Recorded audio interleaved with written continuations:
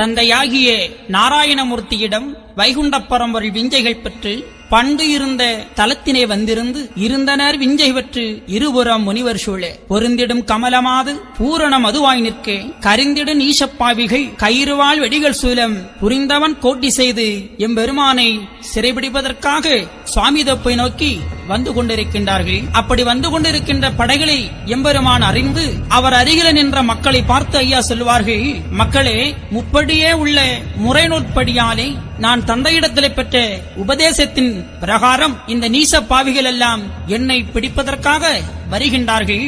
ஆகவே மக்களே, நீங்கள் எல்லாம் சற்று முறையாமல் கொஞ்சம் ஒதுங்கி நில்லுங்கள் என்று மக்களை எம்பெருமான் உபதேசித்துக் கொண்டிருக்கின்றார். அந்த வேளையிலே நீச பாவிகள் எம்பெருமானை சிறைபிடிப்பதற்காக சுவாமி தொப்பை நோக்கி வருகின்றார்கள்.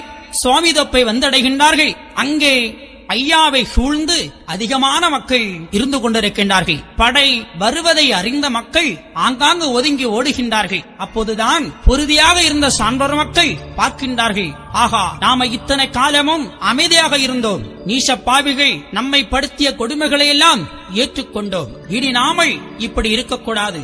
நமக்கு உதவி புரிய வந்த வைகுண்டரை, நம்முடைய தந்தையை பிடிப்பதற்காக நீச மன்னர்கள் வருகின்றார்கள். அவர்களை இரண்டில் ஒன்று பார்த்துவிட வேண்டும். ஆளுக்கு ஒருவனா ஆவானோ நீசனெல்லாம் தூளுவோலாக்க என்று துடியா எழுந்திருந்தார். ஆளுக்கு ஒருவனா ஆவானோ நீசனெல்லாம் தூளுவோலாக்க என்று அந்த சான்றோர் மக்கள் சீறு கொண்டு சினங்கொண்டு ஆடை மிக இறக்கி உல்லாசத்தை தொங்கலிட்டு படைதிரளாக சான்றோர் மக்கள் பண்பாக அந்த படைகளை எதிர்த்து நிற்கின்றார்கள். எதிர்த்து நின்ற சான்றோர் மக்களை பார்த்து எம்பெருமான் சொல்லுகின்றார்கள், பொதிக்கின்ற கோபமதை புத்திதானே தானடக்கி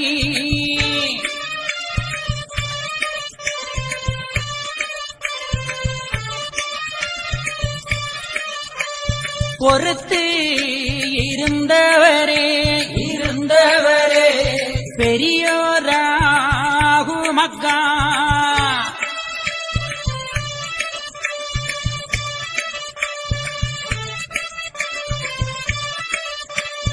அறுத்திட என்றாலே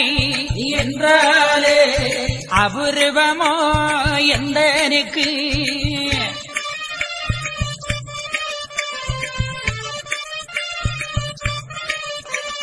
வம்பு செய்வதை பார்த்து வாதைக்க வந்தேன் அக்குலத்தை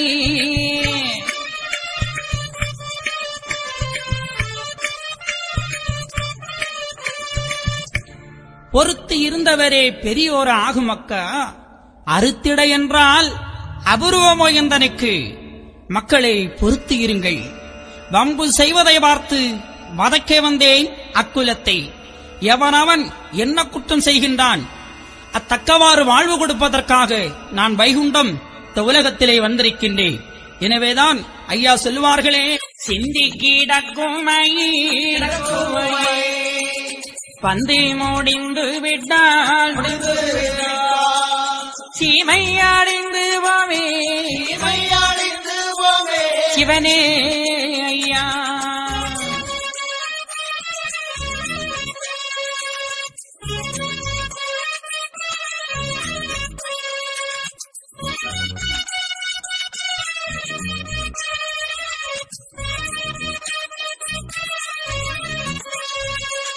கைதட்டும் பொழுதோ கண் சிமிட்டும் நேரமோ கலியை இருப்பதெல்லாம் சிவனே ஐயா.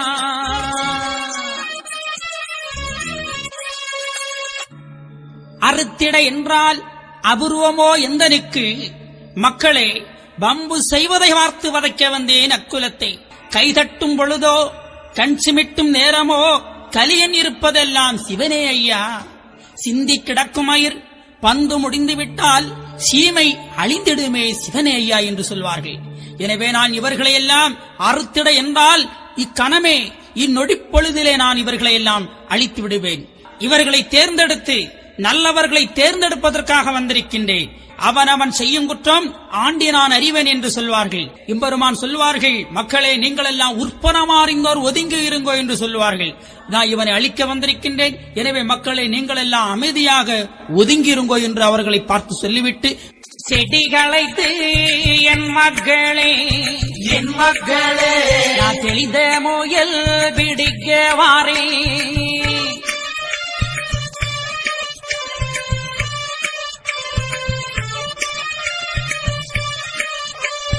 அதிகமுள்ள வெடிகள் கொண்டு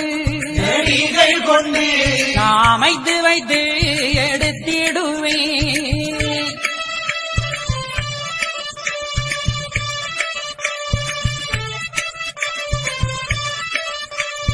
கண்ணு மக்கா நீங்கள் எல்லாம் கருத்தோடு இருந்திடுங்கோ.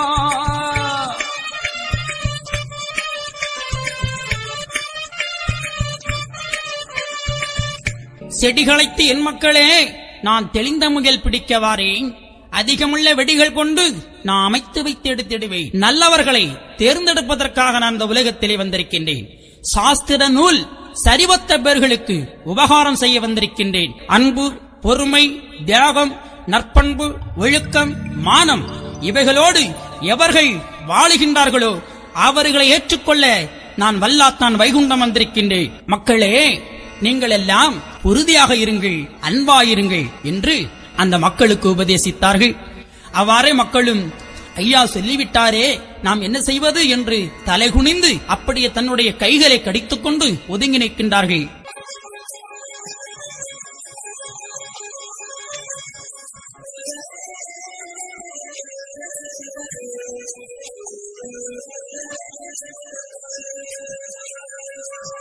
நீ தென் மகிழ்ந்து எதிர்பாரே காணோம் என்று பாச காயறு கொண்டு பரமன் வைகுண்டரையும் கட்டி இறக்கியல்லோ கைவெடியால் தான் இடித்து கட்டி இறக்கியல்லோ கீழே போட்டு மிதித்து தலைமுடியை தான் பிடித்து தாறுமாறாய் இழுத்து உலைய குலைத்தது போல் குண்டாரை தான் அழைத்து குண்டியிலே குத்தி குனிய விடுவான் ஒருத்தன் நொண்டியோ என்று எளியிலே குத்திடுவான்.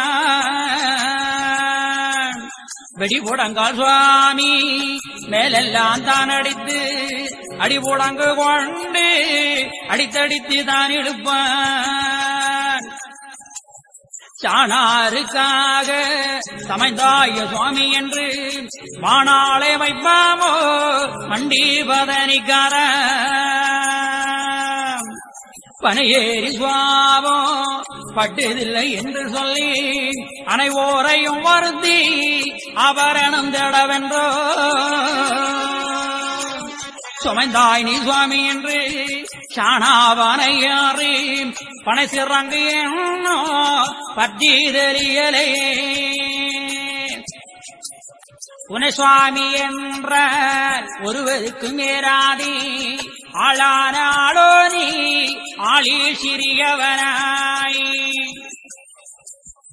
ஆளான ஆளோ நீ ஆளில் சிறியவனாய் தாழ கிடந்து சுவாமி என்று வந்தாய் நீ.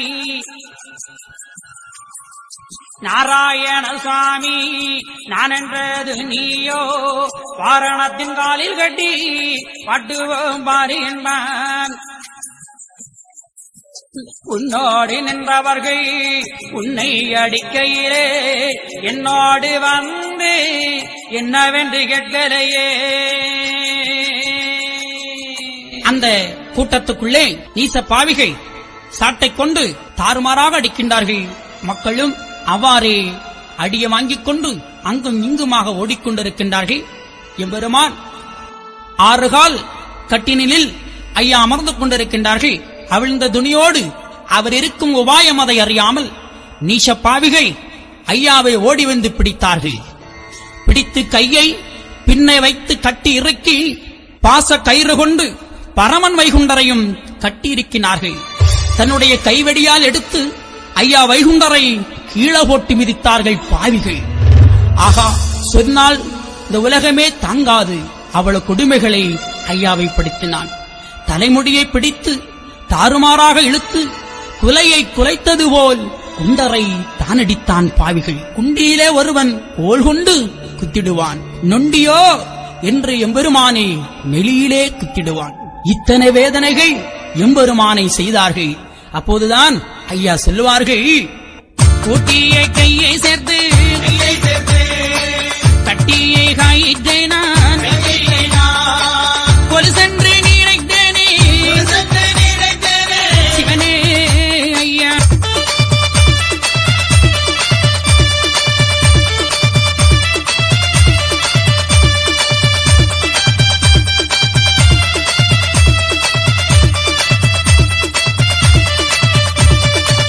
வெள்ளித்தடியை கொண்டு கள்ளானை போல தள்ளி விட்டனை அடித்தானே சிவனே ஐயா.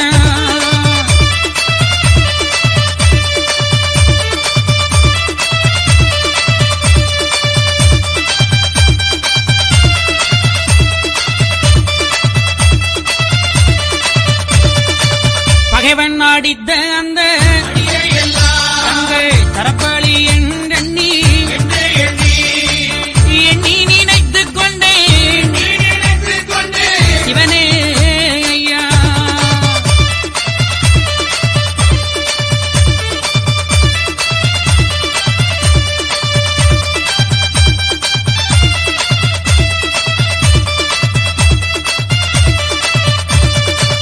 கந்தன் என்று அறியாமல் எந்தானை தொட்டடித்த கையின்தானோகலையோ சிவனே ஐயா. கூட்டியை கையை சேர்த்து கட்டிய கயிற்றை நான் குலுசாக நினைத்தேனே என்று ஐயா சொல்லுவார்கள். வெள்ளி தடியைக் கொண்டு கள்ளனை போல தள்ளி விட்டன்னை அடித்தானே பாவினீசர்கள். ஐயோகான் சொன்னால் போதுமோ, பகைவன் அடித்த அந்த அடியை எல்லாம் ஆபரண மாலையாக நான் அகத்திலே அணிந்து கொண்டேன். கந்தன் என்று அறியாமல் எந்தனை தொட்டடித்த கைந்தான் ஓகலையோ என்று ஐயா அவர்களை இறக்கப்படுகின்றார்கள். ஆக பகவானை அடித்தால் அந்த அடி பகவானை சாருமா? அது சேராது. எனவேதான் மக்களை வருந்துகிறார்கள், அட பாவிகள் என்ன அடிக்கின்றார்களே, அவர் கை நோயிடுமே என்று கடவுள் அந்த அரக்கனுக்கு இரக்கம் காட்டுகின்றார் பாருங்கள். அதுதான் கடவுள் ஜீவகாருண்யமுடையவன். நாமளும் அந்த எண்ணம் வைத்திருக்கின்றோமா? இல்லை. எனவே ஒரு மனிதனுக்கு ஜீவகாருண்யம் வேணும். ஆகவேதான் அவன் கடவுள். நாம் இன்னும் கடவுள் தன்மை ஒருவன் வராமல் இருந்து கொண்டிருக்கின்றோம். ஒருவன் எப்படி கடவுள் தன்மை அவனுக்குள் வருகின்றதோ அப்போது எல்லா உயிரையும் தன் உயிராக பாவிப்பான். அப்போ அவனும் கடவுளாக மாறுகின்றான். எனவேதான் ஐயா சொல்வார்கள், என்னை அடித்த அந்த கை நோகலையோ, எப்பா பத்திரமாக என்ன அடிங்கப்பா. பாருங்க, ஐயா தந்ததை பாத்தீங்களா? இதுதான் சிறப்பு. எனவே ஐயாவை அடிக்க மட்டுமான் செய்தான், பல வசைகளும் சொன்னான். எப்படி சாணாருக்காக சமைந்தாயோ நீ சுவாமி என்று வானாள வைப்போமோ மண்டிப்பதனிக்காரா, வானாள வைப்போமோ என் மண்டிப்பதனிக்காரா, நீ பண ஏறி லாபம் கிட்டுதில்லை என்று அனைவரையும் வருத்தி நீ ஆபரணம் தேடவென்றோ நீ சுவாமியாக வந்து சமைந்தாய். அட பாவிகள் எப்படி பேசுகிறார் பாருங்கள் ஐயாவை. அனைவரையும் வருத்தி ஆபரணம் தேடவென்றோ, தங்கம் பொருள் தேடவென்றோ இவர்களை எல்லாம் உன்னுடைய அருகில் நீ நிறுத்தி வைத்திருக்கின்றாய் என்றெல்லாம் பல வசைகள் ஐயாவை சொல்லி அந்த நீசப்பாவிகள் அடித்தார்கள். எனவேதான் இன்னும் பல வசைகளை சொல்லி ஐயாவை எப்படியெல்லாம் அடிக்கின்றார்கள். நீ பனையேறக்கூடிய சிறங்கு இன்னும் பற்றி தெளியலையே, நீ சுவாமி என்றால் ஒருவருக்கும் ஏறாதே. ஆளான ஆலோனி ஆளில் சிறியவனாய் தாழ கிடந்து சுவாமி என்று நீ வந்தாயோ, நாராயண சுவாமி என்றது நீதானோ, வாரணத்தின் காலில் கட்டி வாட்டுவோம் பார், உன்னை அக்கனியிலே தூக்கி போடுவேன் என்று நீசப்பாவிகள் ஐயாவை சொல்லுகின்றார்கள். அது மட்டுமா, மீண்டும் சொல்லுகின்றார்கள், உன்னோடு நின்றவர்கள் உன்னை அடிக்கையிலே என்னோடு வந்து ஏன் என்று கேட்கலையே. நீ சுவாமி என்றால் அவர்கள் என்னோடு வந்து கேட்டிருப்பார்களே, ஏன் கேட்கவில்லை? நீ கள்ள சுவாமி. அது மாதிரி நீ சுவாமி என்றால் நாங்க கட்டிய கயிறு உன்னுடைய கையிலே பற்றுமோ என்றெல்லாம் ஐயாவை வைதான். அப்போதுதான் ஐயா சொல்வார்கள், எனையவன் வைததெல்லாம் வாக்கு வாரந்தான் என்று எண்ணி நினைத்துக் கொண்டே சிவனே ஐயா, எனையவன் வைததெல்லாம் இது ஒரு வரந்தான் என்று எண்ணி ஐயா மனதுக்குள்ளே மகிழ்ந்தாராம். பாருங்கள், இப்படியே எம்பெருமானை அடித்து பல வேதனைகளை செய்து அங்கும் இங்குமாக இழுத்து கொண்டு போகின்றார்கள். ஐயாவை ஏசுவார் 1 கோடி, எரிவார் 1 கோடி சொல்லியே நகைப்பார்கள் சுத்தமுள்ள நாராயணரை. பல்லு உயிரும் படைத்த பரமனும் வாய் பேசாமல் அப்படியே கவிழ்ந்து கண்மூடி களிகூர்ந்தே அகமகிழ்ந்து எம்பெருமான் வேதனையோடு போய் கொண்டிருக்கின்றார்கள். வெடி கொண்டடிப்பார் எம்பெருமான, இதோ உன்னை வெட்டி இப்போதே கொண்டு விடுவேன் என்று தன்னுடைய வாளை எடுத்துக் கொண்டு ஐயாவை வெட்ட ஓங்கிடுவார்கள். எம்பெருமான் அதையெல்லாம் சகித்துக் கொண்டு அப்படியே போகின்றார்கள். அப்போதுதான் அருகிருந்த மக்கள் எல்லாம், ஆகா, நம்மை காக்க வந்த கடவுளுக்கு இத்தனை பாடுகளா என்று அழுகின்றார்கள். எப்படி ஏழைக்காக இறங்கி ஐயா, இறங்கி ஐயா, நீ எங்கள் குலம் மீதில் வந்தீ, கோளை குல நீசனெல்லாம் ஐயா, நீசனெல்லாம் கொண்டடிக்க வந்தானோ.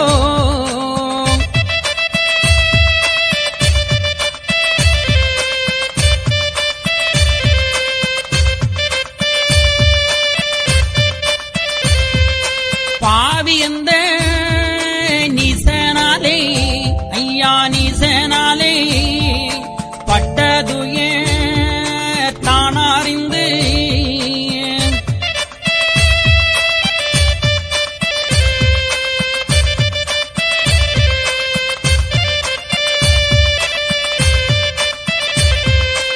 ஆவுமைத்த நாதன் ஐயா, ஐயா நாதன் ஐயா, ஆள வந்தார் நம்மையுமே.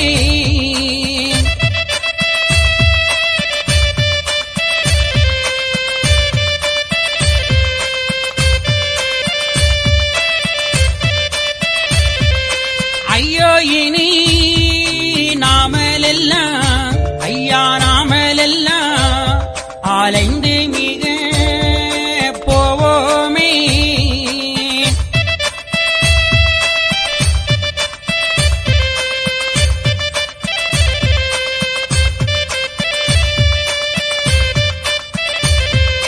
மெய்யோடே குத்தி அல்லோ ஐயா, குத்தி அல்லோ விழுந்தழுவார் சான்றோர்கள்.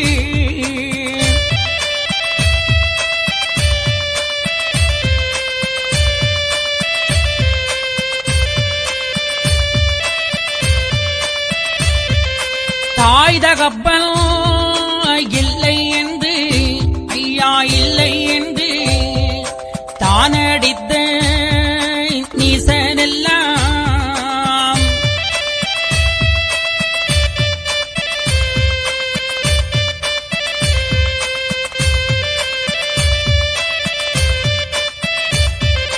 வாயர்ந்து இருந்தானே, இருந்தானே இவர் வந்த நாள் முதலாய்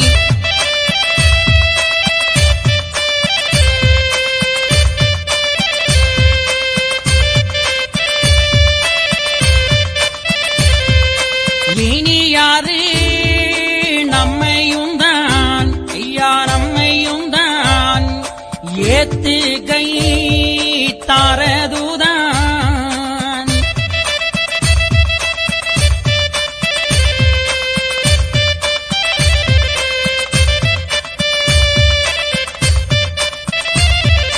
தானியானோ நாமளினி, நாமளினி தலையெடுப்ப அது எக்காலம்.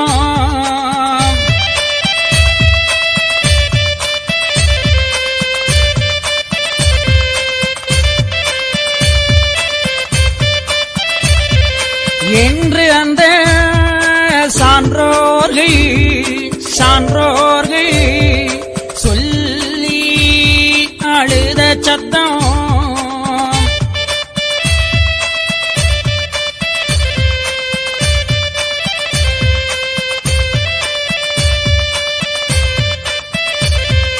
கன்றுக்கு இறங்கும் கண்ணர் மிக கேட்டு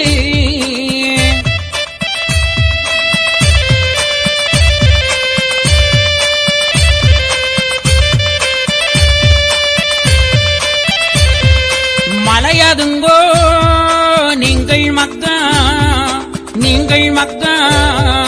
மாமுனிவன் புத்திரரே மலையதுங்கோ நீங்கள் மக்கள்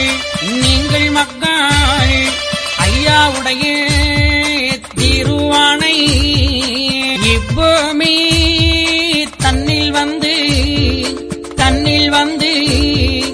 இத்தனை நாள் வரைக்கும் கைபொருள் இச்சை மக்கா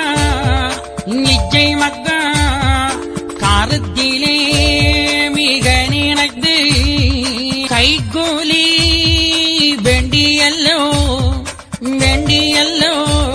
கருமம் செய்தே ஆனாக்கால்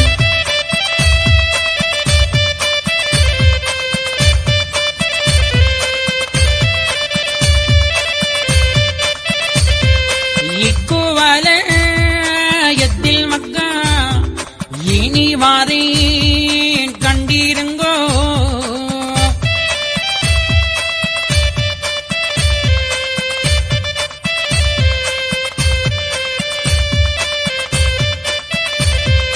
கர்மமது நிச்சயித்து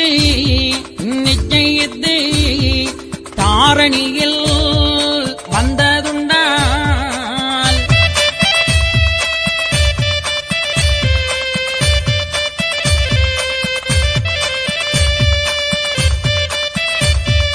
நன்மை கடைபிடித்து நான் வருவேன் நானிலத்தில்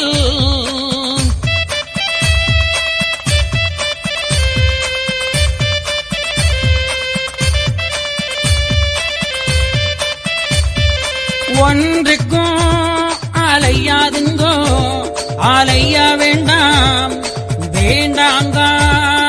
உத்தமரை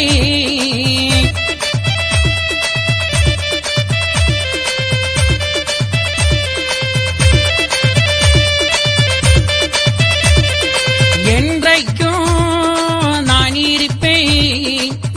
இருப்பேன் என் மக்கள் தங்களிடம்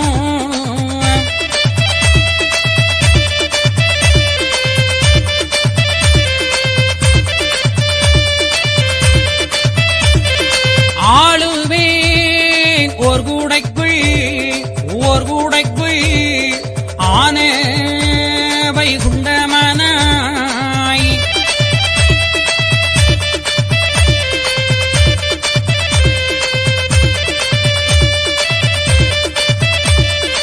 ஏழைக்காக இறங்கி எங்கள் குலம் மீதில் வந்தே கோழை குல நீசல் கொண்டடிக்க வந்தானோ இந்த கோழைகுல நீசன் எல்லாம் உண்மை கொண்டடிக்க வந்தானோ அப்பப்பா என்றெல்லாம் அழுதார்கள். ஐயோ இனி நாமளெல்லாம் அலைந்து மிக போவோமே மெய்யோட குத்தி அந்த மக்கள் எல்லாம் அழுதார்கள். தாய் தகப்பன் இல்லை என்று தானடித்த நீசனெல்லாம் நாமெல்லாம் அனாதையாக வாழ்ந்து கொண்டிருந்தோம், இவர்களுக்கு அப்பா கிடையாது அம்மா கிடையாது என்று சொல்லியே அடித்தார்கள் இந்த மக்களை. ஆனா ஐயா வைகுண்ட சுவாமிகள் என்று இந்த உலகத்துக்கு வந்தார்களோ அன்று இந்த உலம் தழைக்கப்பட்டது. ஏழை எளியவர்கள் எல்லாம் சிறப்படைந்தார்கள், பெண்கள் வாழ்வு பெற்றார்கள், ஆலய வழிபாடு பெற்றார்கள், சம உரிமை பெற்றார்கள், இப்படியெல்லாம் கிடைத்தது. ஆனா இது இனி நாம இதை இழந்துருவோமோ என்று இந்த மக்கள் எல்லாம் பயந்தார்கள். இனி யாரு நம்ம ஏத்து கை தாரதுதான், இனி தனியாரோ முன்னால போல நாமளும் அயிர வேண்டியதுதான். அன்றையப்பட்ட கஷ்டமும் இன்று நம்ம பட வேண்டியதுதான். அப்படி என்று அந்த மக்கள் எண்ணி வேதனைப்பட்டார்கள். அப்போதுதான் ஐயா அவர்களை பார்த்த ஐயா சொல்வார்கள், மக்களே, ஏனப்பா நீங்க கலங்குகிறீர்கள், ஏன் கவலைப்படுகிறீர்கள்? நீங்க கவலையே படாண்டா. ஏனென்றால் ஐயா சொல்வார்களே, எப்பா மலையாதுங்கோ நீங்கள் மாமுனிவன் புத்திரரே, அலையாதுங்கோ மக்கா ஐயாதிருவானே, ஏன் நீங்கள் கவலைப்படுகிறீர்கள்? ஆஹா, ஏன் பப்பா, எதற்காக நீங்கள் பயப்பட வேண்டும்? இப்பூமிதனில் வந்து இத்தனை நாள் வரைக்கும் கை பொருளுக்கு கருத்தில் மிக நினைத்து கை கூலி வேண்டி கருமம் செய்தே ஆனாக்கா இக்குவலயத்தில் இனிவரேன் கண்டிருங்கோ.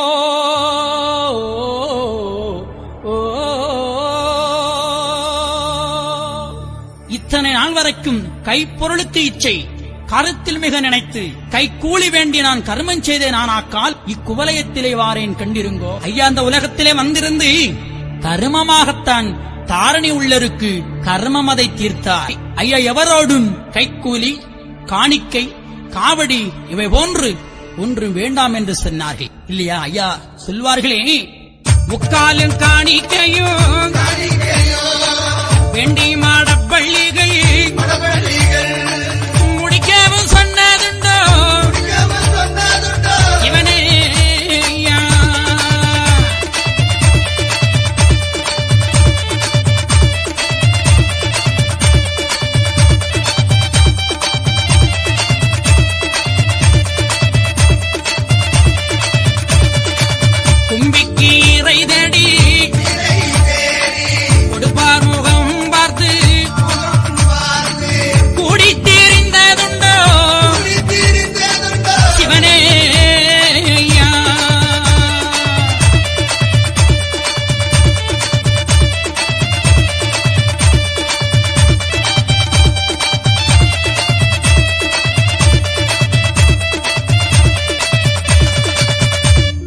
முக்காலும் காணிக்கையும் வேண்டி மடப்பள்ளிகள் முடிக்க சொன்னதுண்டா? என்னுடைய வயிற்றுக்கு இறை தேடி கொடுப்பார் முகம் பார்த்து நான் கூடி திரிந்ததுண்டா? இல்லையே. ஆண்டவா, இத்தனை நான் உனக்கு செய்தேனே, நீ ஏன் எனக்கு நன்மை செய்ததில்லை, ஏன் எனக்கு நீ நன்மை செய்யவில்லை என்று எத்தனை பேர்கள் கடவுளை திட்டுகிறார்கள், பேசுகிறார்கள், வைகிறார்கள். ஆனால் கடவுள் இதெல்லாம் கேட்டாரா? நாமல் இன்று செய்து கொண்டிருப்பது என்னது? எதற்காக செய்கின்றோம்? கொடுப்பார் முகம் பார்த்து கூடி நான் திரிந்ததுண்டா?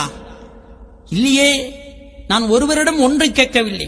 ஐயா சொல்வார்கள், தரும வைத்தியமா தாரணியில் உள்ளார்க்கு கருமமது தீர கணக்கெடுத்து பார்த்ததுவும். தாரணி உள்ளவருக்கு கர்மம் முதல் தீர கணக்கெடுத்து பார்த்ததுவும். எம்பெருமான் கர்மத்தை போக்க ஐயா தர்மத்தால் செய்கின்றார்கள். நாம எத்தனை பேரு நம்முடைய கர்மத்தை போக்க தர்மத்தால் செய்து கொண்டிருக்கின்றோம் இல்லையே? இன்னைக்கு பணம் காசு வேண்டிக் கொண்டுதான் இன்றைக்கு நம்ம ஒரு பணியில ஈடுபடுகின்றோம். ஏதாவது நாம அதற்கு ஆசைப்படாம இருக்கின்றோமா? கிடையாது. எனவேதான் கடவுள் வேறு, நாம வேறாக இருந்து கொண்டிருக்கிறோம். ஆனால் ஐயா சொன்னார்கள், நமது வாழ்வும் மக்கள் வாழ்வும் ஒன்று போலே. எனது வாழ்வும் மக்கள் வாழ்வும் ஒன்று போலே. மக்களே, என்னை போன்று நீங்கள் இருங்கள் என்று சொன்னார்கள். இன்னைக்கு நாம் தான் உலகத்திலே பெரியவன், என்னை எல்லாரும் தெரிந்து கொள்ள வேண்டும், என்னை எல்லாரும் அறிந்து கொள்ள வேண்டும் என்றெல்லாம் நினைக்கின்றோம். அதெல்லாம் தவறு. நாம் இந்த உலகத்திலே கொண்டு வந்தது எதுவும் இல்லை, கொண்டு போறது எதுவும் இல்லை. எல்லாம் படைத்த ஈஸ்வரனுக்கே, எல்லாம் அந்த வைகுண்டருக்கே, எல்லாம் அந்த பரம்பொருளுக்கு அர்ப்பணம் என்று தன்னை ஒரு தியாகத்தன்மையோடு கடவுளோடு ஒப்படையுங்கள். நிச்சயமாக நீங்களும் கடவுளாகலாம். இதுதான் ஐயா சொன்னார்கள்.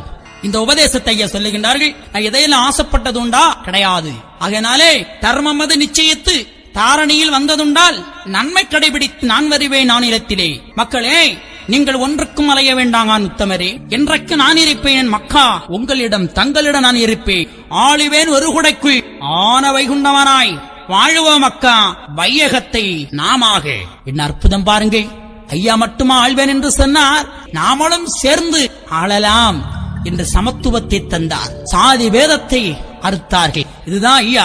இத்தனையும் சொல்லி அந்த மக்களுக்கு ஒன்றைக்கும் அலைய வேண்டாம், யுகபர நாதனானை என்றைக்கும் மலையின் மீது ஏற்றிய தீபம் போல, கன்றுக்கு பாலு போலும் கண்ணுக்கு புருவம் போலும் என்றைக்கும் மக்கா உங்களிடமிருந்து அரசு ஆழ்வேன் என்று சொல்லி அந்த மக்களுக்கு உபதேசத்தை எம்பெருமான் சொல்லி ஐயாவை பிடித்து கொண்டு போகின்றார்கள். என்றே மகிழ்ந்து எம்பெருமா உள்ளடக்கி அன்றுதானை அலந்து மாலோ நடக்கழுற்றார்.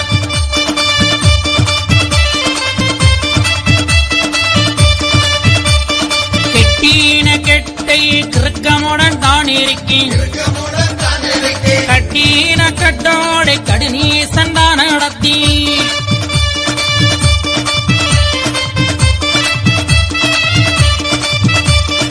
ஏசுவார் மாயவரை எரிவார் மாயவரை பேசுவார் மாயவரை பெய நண்பார் மாயவரை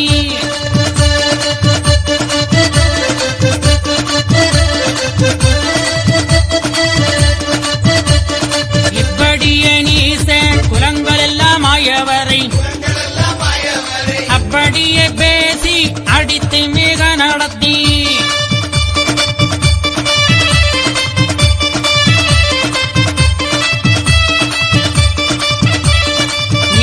குலம் இருக்கும் நெடுந்தருக்கள் ஊர்வெளியே பாச கயிரோடு பகற்கள்ளனை போலே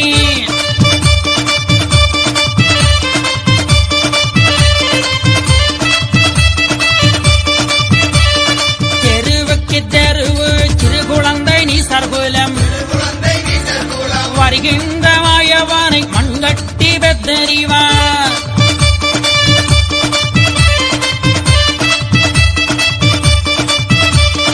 தலையை பிடித்து இழுப்பார் சடை வேயன் பேயனன்பார். இலை சருகு போலே எரிகின்ற சாதி எல்லாம்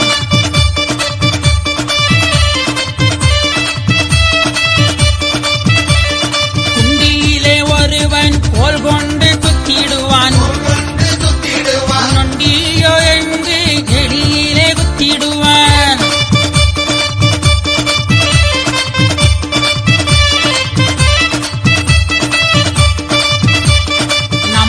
குலத்தை நானாங்கெடுக்க வந்த பம்ப குறும்பே என் பம்பை தன்னை பின்னும் என்பான்.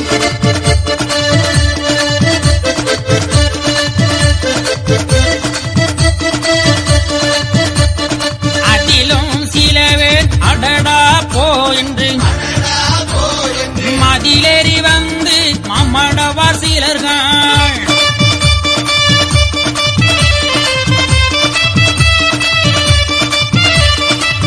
தானடியோ என்னையுமே ஆட வைத்து சபந்தனைய சுட்டதுவள் தான் சுட்டவே எனிவன்.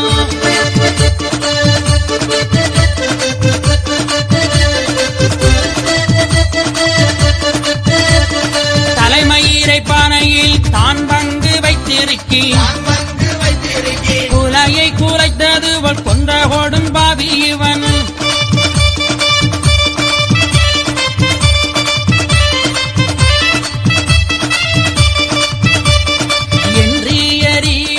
இவர் சிலர்கள் அம்மானை அன்றதுகள் கண்டு அதிலும் சில மடவார்.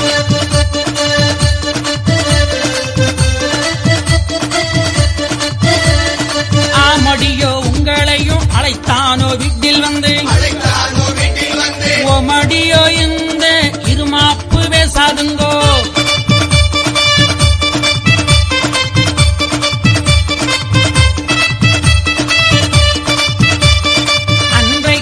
அவனை அடிபணிந்து நின்று கொண்டு இன்றைக்கு இவனை எரிய தொடர்ந்த ஐயோ.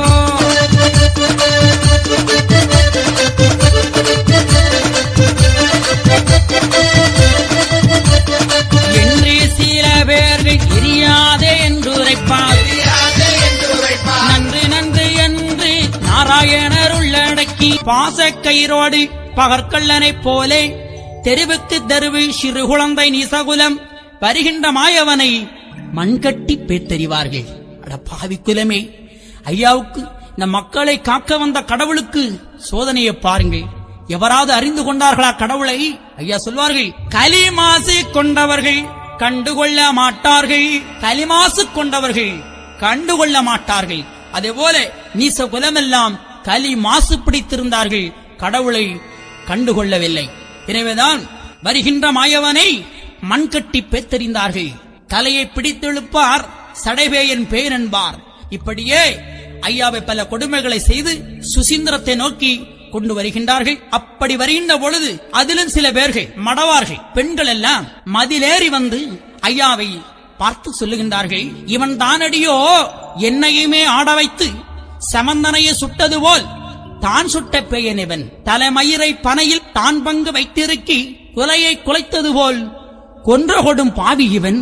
அட பாவி குலமே, அந்த பெண்கள் இப்படி பேசுகிறார்கள் பாருங்கள்.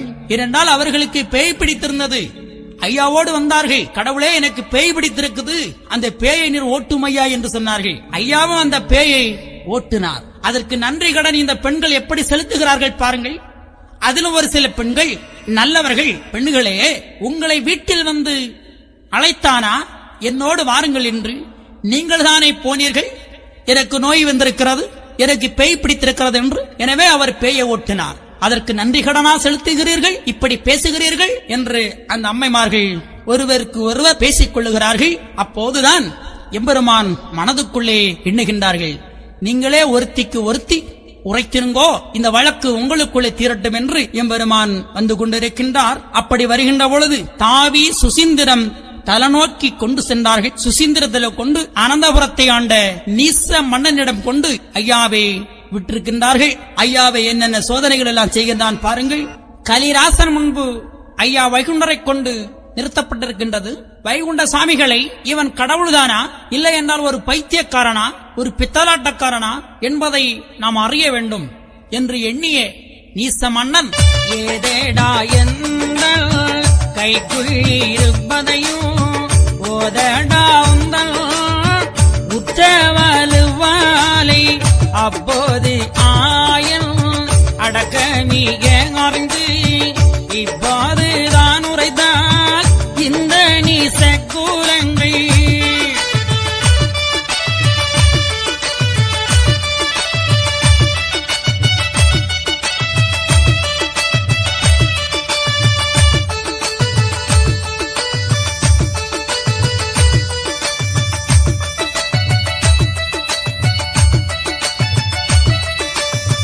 கண்டுபிடித்து அல்லோ கட்டுவா நம்மையுமே தொண்டு செய்யும் சான்றோர்கள் துயரமது ஆறாது. நாம் நினைத்த காரியமும் நடவாது ஆனதினால் ஏனினைதான் சொல்ல போறோமென அடக்கி எல்லாம் பாடையிட்ட ஏகன் கிருபையென அல்லா நினைத்தபடி ஆகுமென உரைத்தார். அப்போதி நீசன் அவன் வெகுளியாய் உரைப்பான், இப்போதொரு மறுடாய் இவனே சுவாமியே என்று.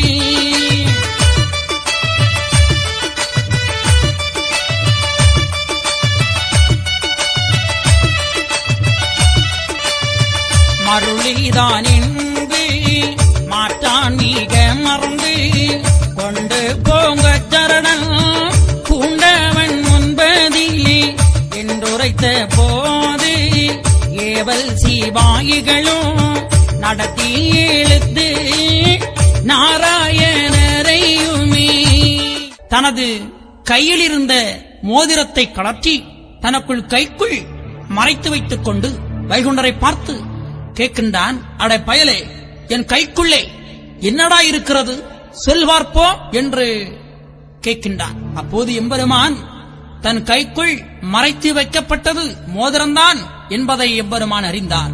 ஆனால் நாம் சொல்லிவிட்டால் நமக்கு தொண்டு செய்கின்ற இந்த மக்களுக்கு துயரம் தீராது.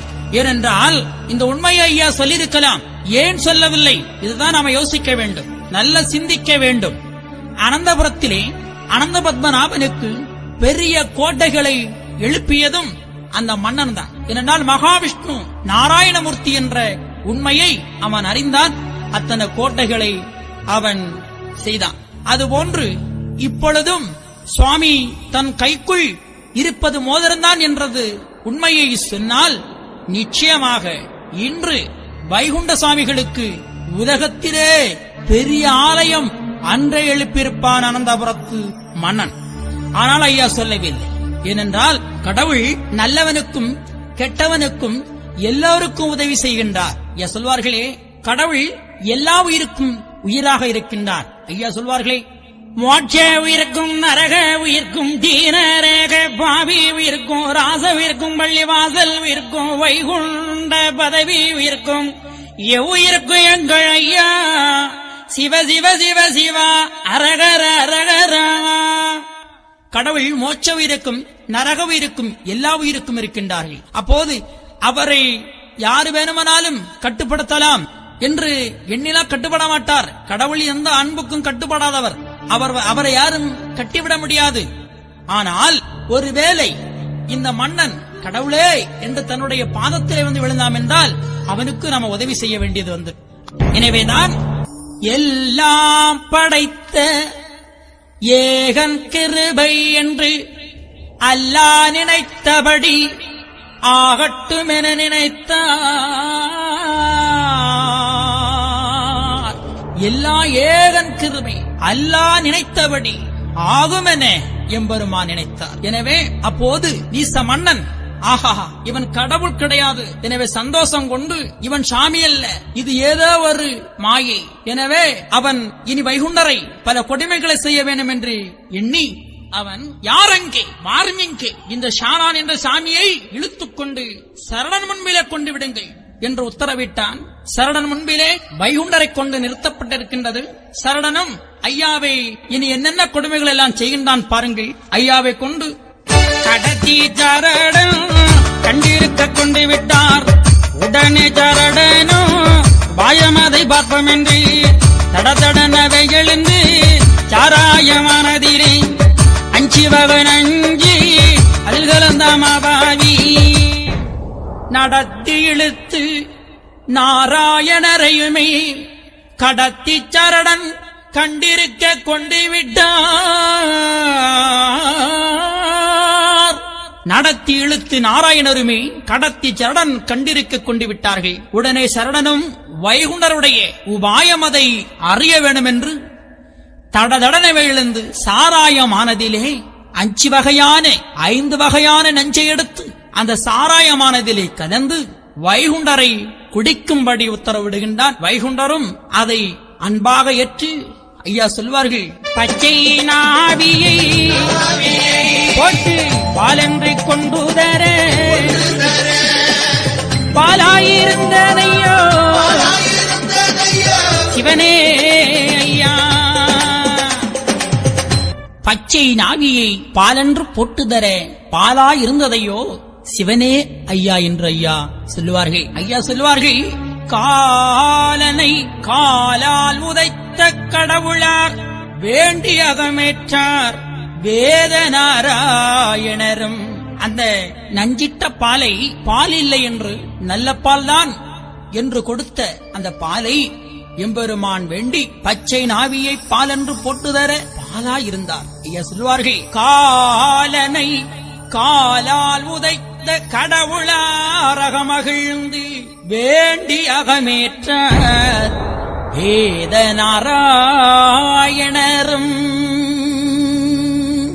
காலனை காலால் உதைத்த கடவுளார் அகமகிழ்ந்து வேண்டி அகமேற்றார் வேதநாராயணர். அந்த நஞ்சிட்ட சாராயத்தை நல்ல பாலாக எம்பெருமான் அதை அறிந்தினார். மார்க்கண்டேனுக்கு எப்படி வயது 16 இருக்க வேண்டும் என்று அந்த மார்க்கண்டேயன் பக்தி மறவாமல் அந்த ஈஸ்வரனை அனுதினமும் தியானித்து அவனுடைய திருவடியை பணிந்தான். அந்த 16 வயதுடைய அந்த மார்க்கண்டேயனை உயிரை வாங்க வேண்டும் என்று சொல்லி யமன் வருகின்றான். யமன் பாச கயிறை போடுகின்றான்.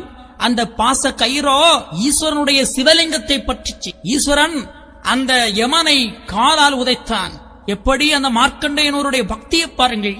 இந்த பக்தி எவருக்கு இருந்தாலும் சரி, என்றும் 16 தான், என்றும் அவர்களுக்கு சிறப்பு. ஐயா சொல்லுவார்களே, பக்தி மறவாமல் பயந்தளிந்து மாமகனே,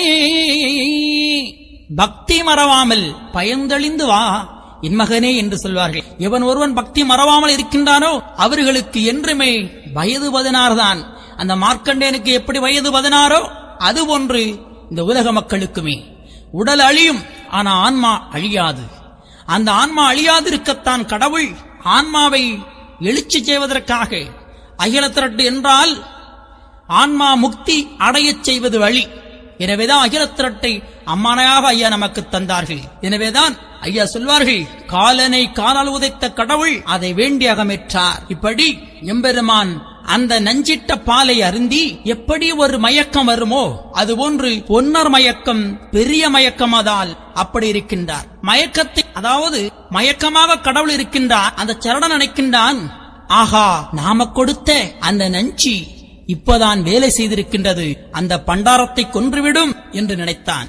ஆனா எம்பெருமானோ அப்படி ஒரு பாவனை, மயக்கம் போல ஒரு பாவனை வைத்தான்.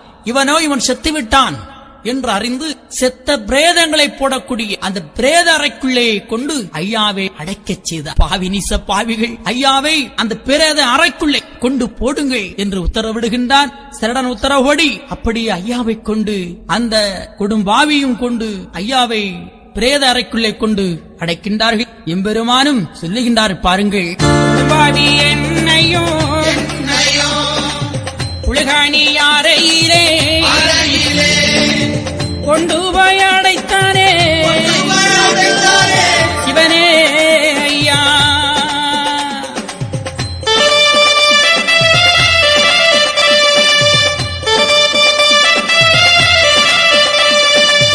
அடைத்த அரங்கதனை அலங்கார தேர்த்தென்று அகத்தில் இணைத்துக் கொண்டே சிவனே ஐயா. நீட்டிக்கல் கொண்டு வந்து நீக்கி போட வேணுமென நீசனும் செய்தானே சிவனே ஐயா.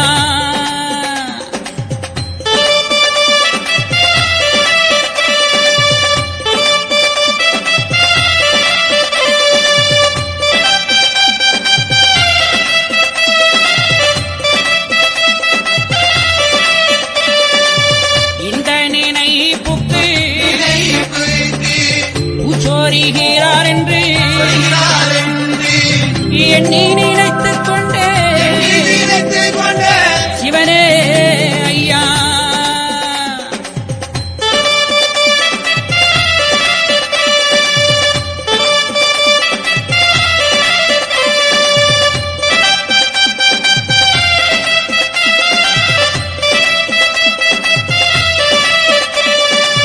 நெய்யூற்றி கட்டையடிக்கி ஈயையும் வைத்து ஆதி நீந்திக்கோ என்றானே சிவனே ஐயா.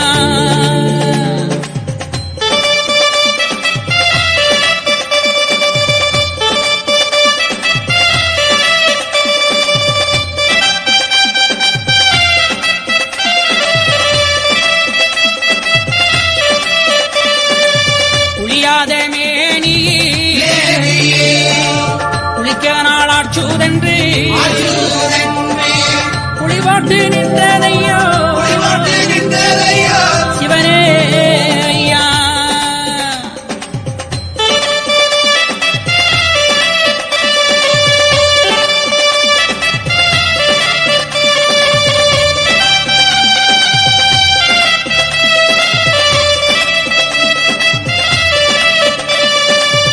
அரங்கதானில் அடைத்து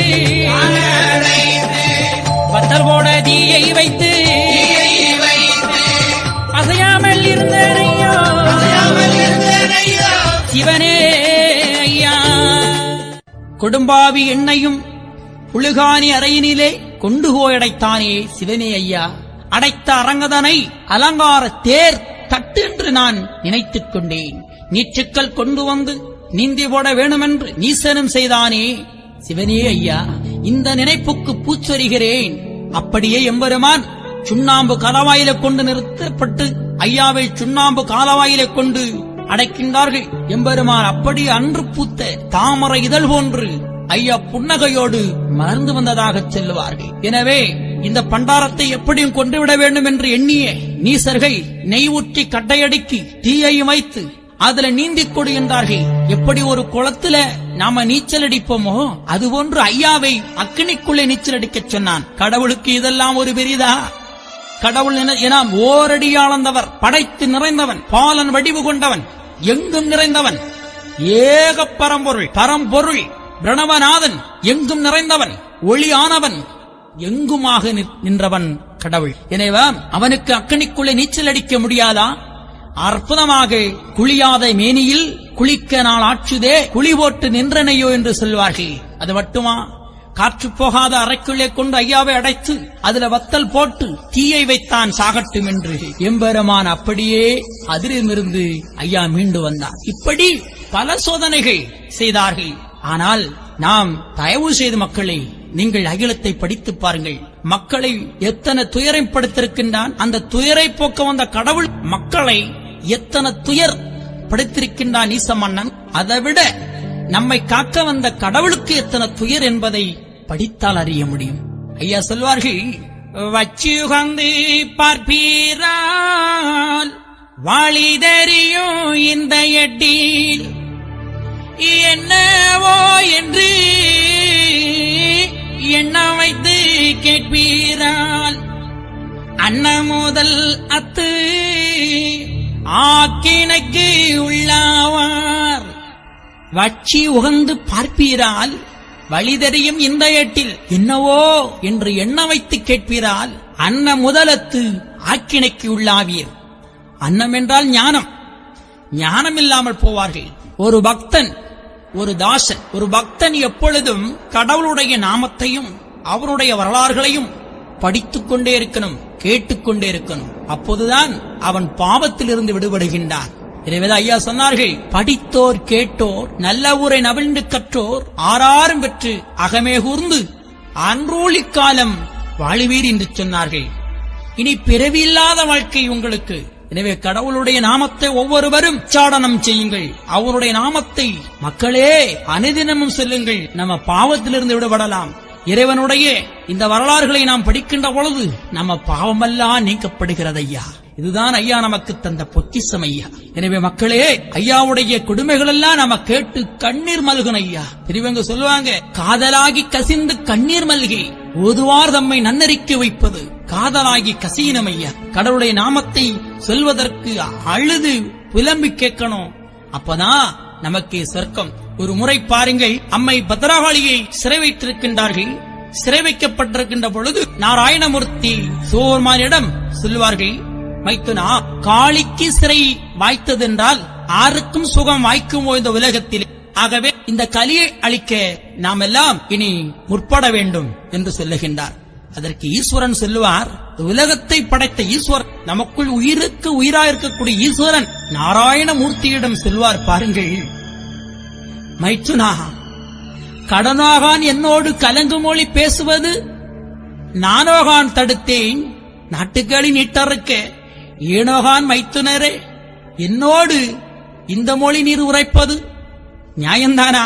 தங்களுக்குத்தான் எல்லா கடமையும், தங்களுக்குத்தான் எல்லாம் தெரியும். நீங்கள் தான் இந்த கலியை அழிக்க எல்லாம் நீர் செய்ய வேண்டும். எனக்கு ஒன்றும் முடியாது. எனவே சோர்மான் சொல்லுகின்றார், பாருங்கள், எப்போ கலி அழித்து எங்களுக்கு நற்பேறு எப்போது தருவீர் என்று இருக்குதே எங்கள் நெஞ்சி, தீட்டை மிக கழித்து சிவஞான முக்தி தந்து கையிலை வீட்டை எப்போ நன்றா விளக்கி வீரென்று தவித்து முகவாடி தான் இருக்கும் நியாயமதும் குவித்து மலர்ந்து கொள்ளுவதும் காணலையோ. அற்புதமா சொல்லுவார், எப்போதையா இந்த கலியை நீர் அழிக்கப் போகிறீர்? என்னுடைய கையிலை வீட்டை நீர் எப்போது எமக்கு நன்றா விளக்கி தருவீர் என்று இருக்குது எங்களுடைய மனம். ஆக தீட்டை மிக கழித்து சிவஞான முக்தி நீர்தான் தர வேண்டும். சிவபெருமானே நாராயணமூர்த்தியிடம் எப்படி சொல்லுகின்றார் பாருங்கள். அப்போது நமக்கு சயனவனா வைணவனா என்று போட்டி வேண்டுமா? பொறாமை வேண்டாமா? சாதிச்சண்டை, மதச்சண்டை, சங்கச்சண்டை வேண்டுமா? வேண்டாம். எல்லாம் ஒன்று, எல்லாம் பரம்பொருளே என்று அகிலத்தின் செய்தி நமக்கு சொல்லுகின்றது. மக்களை நன்றாக தெரிந்து கொள்ளுங்கள். எனவே அந்த சிவபெருமானுக்கும் கையிலையை மீட்டுக் கொடுத்தார் நாராயணமூர்த்தி. இதுவேதான் இத்தனை கொடுமைகளும் ஈச பாவிகள் செய்கின்றார்கள். சொல்லனா சொல்லிக்கொண்டே போகலாம். இதனால் சொல்லால் அடக்கப்பட முடியாது கடவுளை. எனவே ஐயாவை மீண்டும் மோழுக்குழி மோது மதனவை புழுக்கள் தோளுவழி புழுக்கள் தூணி மிகச் சரிய அட்டை ஈ தேள் மிதக்க அந்த நாற்றத்துறைக்குள்ளே கொண்டு ஐயாவை போட்டு பல கொடுமைகளை செய்தார்கள். இந்த கொடுமைகளை பார்த்த மக்கள் என்ன சொல்லுகின்றார்கள்? கையாடி நிற்க காரணமாயவர்க்கு சான்றோருக்காக தரும குருநாதன் ஐயாவால் முடியும். ஒரு நொடிக்குள் இவர்களெல்லாம் அழித்து விடுவார். ஆனால் ஏதோ ஒரு காரணத்தினால் இவர் பம்மலாயிருக்கின்றார். இத்தனையும் செய்த ஐயா இவர்களெல்லாம் அழிக்க முடியாதா? ஆனால் ஏதோ ஒரு காரணத்தால் மௌனமாக இருக்கின்றார்கள் என்று மக்கள் எல்லாம் நினைக்கின்றார்கள். மக்கள் எல்லாம் அழுகின்றார்கள். ஆகா, கண்ணு கண்டால் பொறுக்குமோ? மக்கள் எல்லாம் வேதனைப்பட்டார்கள், அழுது புலம்பினார்கள். நம்ம ஐயாவுக்கு இத்தனை சோதனையா, இத்தனை வேதனையா? நம்ம இனி அலைந்து போவோமோ? இனி நம்மளை யாரு காப்பாற்றுவா என்றெல்லாம் மக்கள் அழுதார்கள். அப்போதுதான் அந்த மக்களை பார்த்து ஐயா சொல்லுவார்கள், மீன்றே மொழியாமல் முகமலர்ந்து அங்கிருந்தான் ஏழைகளுக்காக ஈரொன்றொரு நாளாய் மீளா சிலுவையிலே முள்ளால் அடிகள் பட்டு மறித்து பிறந்தது போல் மாயே குருநாதன்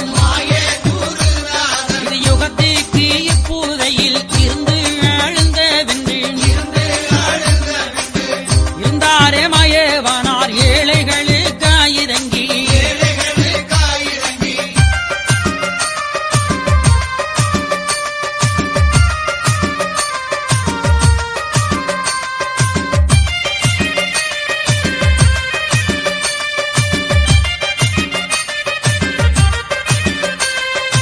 இருந்தாரே மயவனார் ஏழைகளுக்காயிரங்கி கருந்தாரமார்வன் கருத்தில் மிக அடக்கி எல்லாம் அடக்கி இருக்கும் அந்த நாளையிலே பொல்லாத கலியன் புறப்பட்டான் மெற்கனவே பேயனையும் இங்கே கொடுவாரும் என்று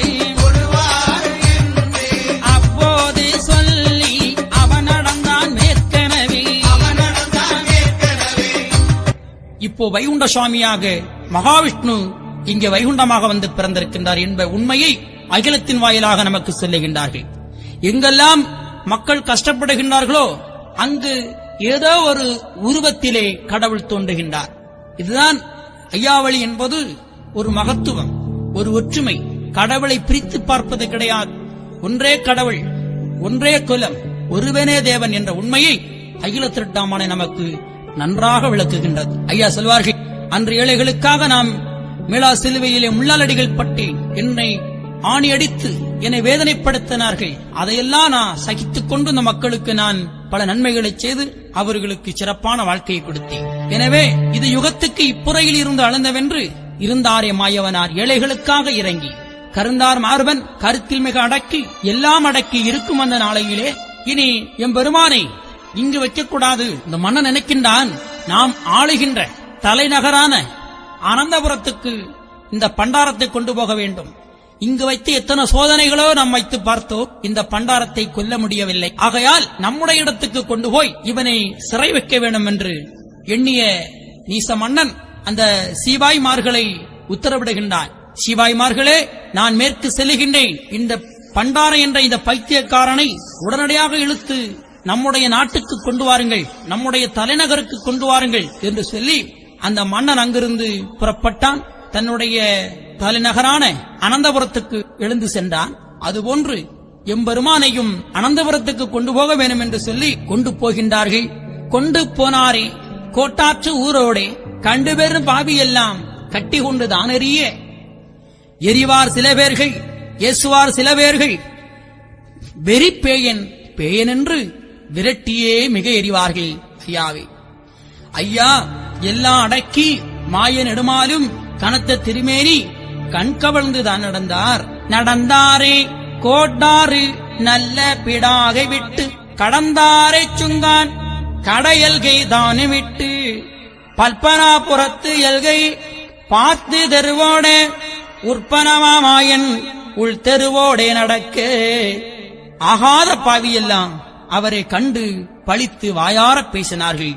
அதில் சில அன்போர்கள் அவரை கண்டு பணிந்து இதுநாள் வரையும் இவர் நடந்த சட்டமதில் புல்லாங்கு செய்தாரான பேரு நான் கேட்டதில்லையே, இவர் செய்த தர்மமே காக்கும் என்று சில மக்கள் எல்லாம் நினைத்தார்கள். பெரியவர்கள் கூட செல்வார்கள், தர்மம் தலை காக்கும் சமயத்தில் அது உயிர் காக்கும் என்று அந்த வரலாறை அங்கே நினைவுபடுத்துகின்றார்கள். எனவே போனாரே தக்கலையின் புரைக்குள்ளையும் இருந்து தக்கலையிலையும் 3 நாட்கள் ஐயாவை சிறைவிக்கின்றான். அங்கிருந்து அங்கே சிறையை மீட்டிக்கொண்டு மீண்டும் எம்பெருமானை அனந்தபுரத்துக்கு கொண்டு போகின்றார்கள். வாரிக்கரையும் வாய்த்த நதிக்கரையும் சீரியநாதன் சென்று கண்டே நடந்தார். நடந்து திருவனந்த நல்லபுர எழுகை கண்டு அடர்ந்த மரச்சோலை அடைவி வனங்கள் கடந்து கண்டு கொண்டார் எம்பெருமான் கண்கொள்ளா காட்சியுடன் அனந்தபுரத்துக்கு கொண்டு ஐயாவை கொண்டு விட்டிருக்கின்றார்கள்.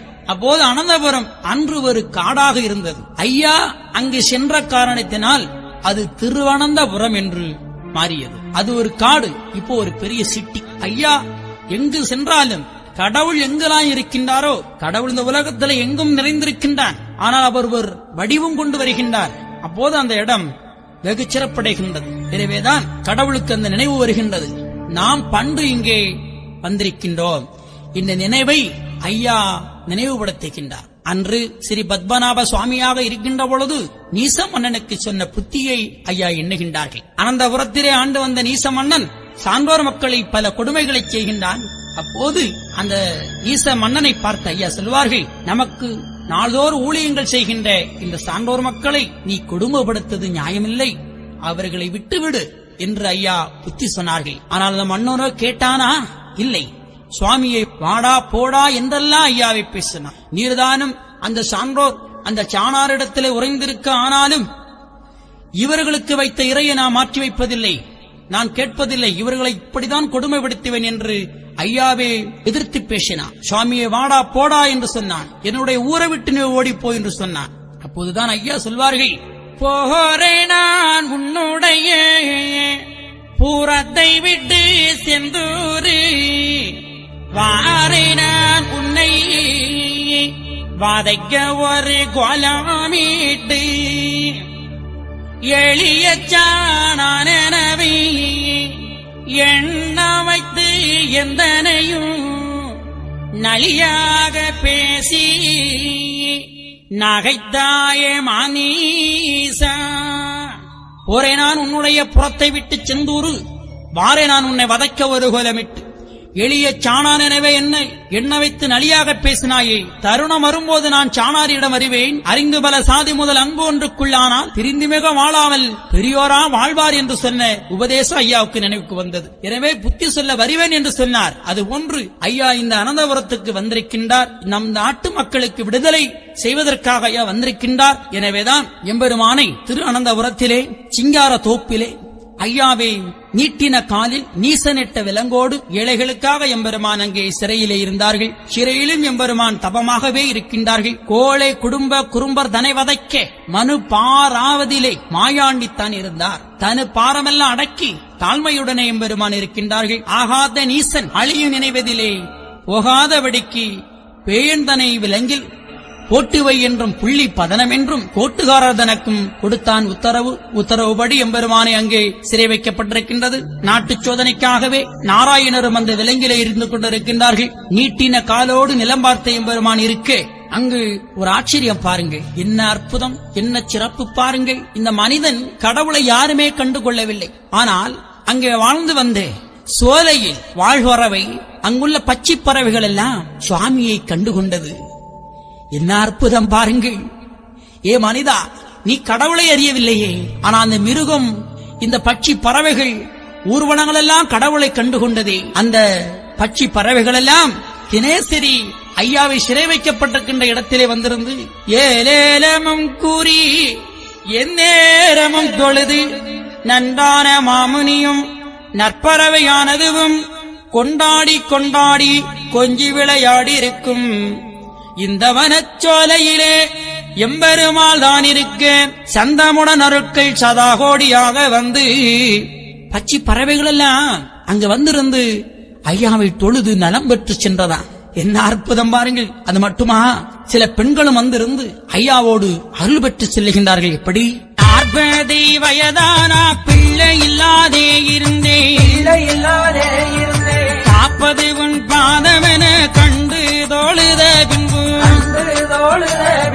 தந்தாரே எங்களுக்கு சந்ததி தாளை தோங்க வந்தாரே நாயடியார் வாழுமனை இடத்தில் என்ன உபகாரம் இவர்க்கு நாம் செய்வோம் என்று கண்ணல் காதலி கனிகள் கொடுப்போமோ தர்மமதாய் தீர்த்த சஞ்சலானதையும்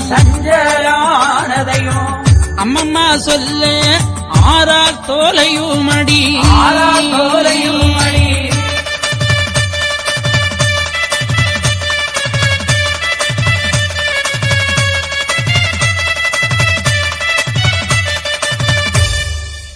40 வயதாய் நான் பிள்ளை இல்லாதிருந்தேன், காப்பது உன் பாதமென கண்டு தொழுத பின்பு தந்தாரே எங்களுக்கு சந்ததி தலைத்தோங்க. 40 வயதாய் நான் பிள்ளை இல்லாமல் இருந்தேனே ஐயா, காப்பது உன் பாதமெனே வந்து உன்னுடைய திருவடிகளை நான் பணிந்தேன். இந்த ஊர்க்காரங்களெல்லாம் சேர்ந்து என்னை ஒதுக்கி வைத்தார்கள். இவள் மலடி என்று என் அருகில் கூட யாரும் வரமாட்டார்கள். அந்த காலம் அப்படிதான் இருந்தது. ஒருவளுக்கு பிள்ளைகள் என்று வச்சுக்கிடுங்களே, அவளை மலடி என்று பட்டம் கட்டி ஒரு நல்ல காரியம் நடக்கக்கூடிய இடத்திலே அந்த அம்மையை வர சம்மதிக்க மாட்டார்கள். அந்த அம்மா எதுக்கு கூட போக மாட்டாங்க. அதே போல கணவன் இறந்த ஒரு பெண் போனால் கூட அவளுக்கு ஒரு வெள்ளை சேலையும் இல்ல ஒரு ப்ளூ கலர் சேலையும் கொடுத்து அந்த அம்மையும் ஒதுக்கி வைப்பார்கள். அந்த அம்மா அருகிலும் போக மாட்டார்கள். அதோ தாலியர்த்தவ வாரா போகக்கூடாது என்று ஒதுங்கி போவார்கள். அதுபோல் பிள்ளை இல்லாமல் வந்தக்கூடிய பெண்களையும் மலடி வாரா அவள் அருகிலே போகக்கூடாது, அவள் கையில எதுவும் வாங்கக்கூடாது என்று தீட்டு என்று தள்ளி வைக்கப்பட்ட சமூகம் தான் இந்த சமூகம். ஆனா இன்று அப்படி இருக்கின்றதா? இல்லை. இதுதான் ஐயா தந்த நமக்கு வழி. இன்னைக்கு பாருங்கள், ஒருவள் கணவனை இழந்தால் அவள் மறு கல்யாணம் செய்து கொள்ளலாம் இல்லையா? இன்னைக்கு பிள்ளை இல்லையா, இன்னைக்கு பாருங்க, இன்னைக்கு நிறைய செயற்கை மூலமாக குழந்தை பெறுகிறா. இதெல்லாம் பாருங்கள், இப்படி ஏகப்பட்ட சிறப்பு. யாருமே இப்ப ஒதுக்கி வைக்கப்படுவது அல்ல, எல்லாம் சமமாக வந்து விட்டது. இதுதான் ஐயா வந்தது சிறப்பு. இதுவே நம்ம அறிய வேண்டும். எனவே நம்ம அழுதா ஒரால் இந்த மலடி என்று ஒதுக்கி வைத்தார்கள்.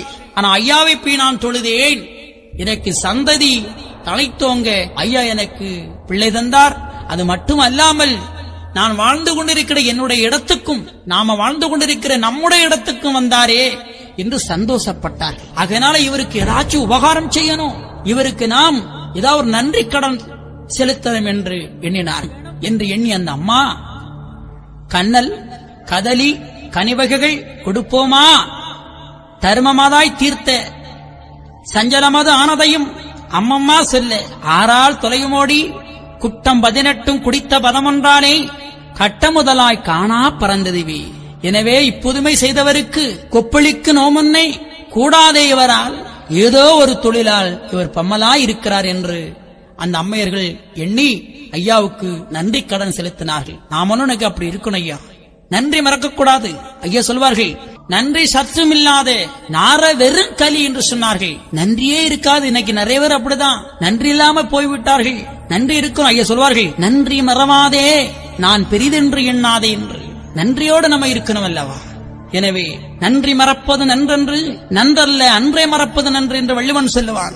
எனவே அன்பர்களே, நன்றி மறவாதுங்கோ என்று ஐயா அற்புதமாக சொல்வார்கள். அது தக்கவாறு நாமெல்லாம் நடந்து கொள்ள வேண்டும். எனவே ஐயா சொல்வார்கள், என் பெயர் சொல்லி யாதொருவர் வந்தாலும் அன்போடு அன்னமிட்டு ஆதரிக்கும் பேரே நன்றாகும். என்னென்ன இடுக்கமாது அபாயமாது வந்தாலும் அந்நேர நாராயண ஆயனங்க நான் வருவேன் என்று சொல்வார்கள். நாமெல்லாம் தெரிந்து நன்றியோடும் தர்ம சிந்தனையோடும் வாழ வேண்டும்.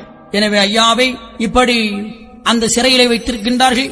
எல்லா மக்களும் ஐயாவை வந்து சூழ்ந்து நமஸ்காரம் செய்து பணிவிடைகள் செய்து அருள் பெற்று சென்றார்கள் அந்த மக்கள் எல்லாம். அப்போது மன்னன் சரடனை அழைத்து கொண்டு வந்த சாணானை இனி கொன்றுவிட வேண்டும். எத்தனையோ சோதனைகளை செய்தோம், அவனை கொல்லவிட முடியவில்லை.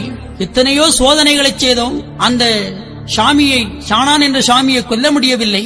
இனி ஏதாவது ஒரு சூச்சம் செஞ்சு இவரை கொல்ல வேண்டும் என்று எண்ணியே அந்த மன்னன் சரடனை அழைத்து, பேயனொரு சாணானை பிடித்துக் கொண்டு வந்தோம், தூய இரும்பு விலங்கதிலே போட்டு வைத்தோம், சுவாமி என்று பாவித்த சாணாந்தனை நாமும் காமியத்தால் வெறுத்த கடுவாயுதனை வருத்தி ஒரு பெரிய கடுவாயை கொண்டு வந்து இவனை கொன்றுவிட வேண்டும் என்று நினைக்கின்றான். தனக்கு ஏவல் புரிகின்ற ஏவலாளிகளை அழைத்து, இப்போது ஒரு நொடியில் 7 மலையும் தேடி வெற்போடு வெற்பெல்லாம் வேகமுடன் ஒரு பெரிய கடுவாயை வேங்கதனை பிடித்து இப்போது என் முன்னை கொண்டு நீங்கள் நிறுத்த வேண்டும் என்று அந்த ஏவல் புரிகின்ற ஏவலாளிக்கு உத்தரவிடுகின்றான். சேவகர்களும் ஆகட்டுமெனவே பயந்தார்கள். நாம போய் எப்படி கடுவாயை பிடிப்பது? கடுவாய் நம்மளை சும்மா விடுமா? கடுவாயை சும்மா பிடிக்க முடியுமா? முடியாதே. அதிலும் வேகத்திலும் பெரிய வேங்கையை எப்படி பிடிப்பது? ஆகா, நாம் என்ன செய்வது? நம்மளை கொன்று விடுவாரே மன்னன் என்று பயந்தார்கள் அந்த சிப்பாய். உடனடியாக இவர்கள் கடுவாயை பிடித்துக் கொண்டு வர வேண்டும். அதற்கு நாம் என்ன செய்யலாம் என்று யோசித்து சிறையிலே வைக்கப்பட்டிருந்த நாராயணரிடத்திலே வந்திருந்து அருள் வருகின்றார்கள். எப்படி? நாராயணரே, நாங்கள் போகுங்க பேரா நடக்க வேணும், பெரிய திருமாலை உம்மை சோதிக்க ஒரு கடுவாய் கொண்டு வர செம்மையில்லா ராஜா சினமே அனுப்பினார்கள். ஆனதினால் கடுவாய் அடியங்கள் கையதில் போனவுடன் சிக்கிடவும் பறந்தாரும் புண்ணியரே. நாராயணரே, நாங்கள் போகும் கர்மம் பேரா நடக்க வேண்டும். பெரிய திருமாலே, உம்மை சோதிக்க மன்னன் ஒரு கடுவாயை பிடித்து வரும்படி உத்தரவிட்டிருக்கின்றான். நாங்கள் உம்மை சோதிப்பதற்காக அந்த கடுவாயை நாங்கள் பிடிக்க வேண்டும். அதற்கு கடுவாய் போனவுடன் சிக்க எங்களுக்கு அருள்தாரும் ஐயா. பாருங்கள், ஐயாவை கொல்ல ஐயாவோடு அருள் வருகின்றார்கள். ஐயாவும் மௌனமாக ஆகட்டும் என்று அருள் கொடுத்தார்கள். இவர் நேர போனார்கள். காடு கலைத்து கடுநாய்கள் விட்டேவி வேடுவர்கள் எல்லாம் விரைந்து கலைத்தார்கள். அப்போது வேகமதிலும் பெரிய ஒரு வேங்கை, ஒரு கடுவா சிக்கியது. சிக்கிய உடனே அவர்கள் சொல்வார்கள், தாமரை குளத்தூர் சந்நியாசி பாதமதாய் நாமளும் மன்னனுக்கு நாடி பிழைத்தோம் என்றார்.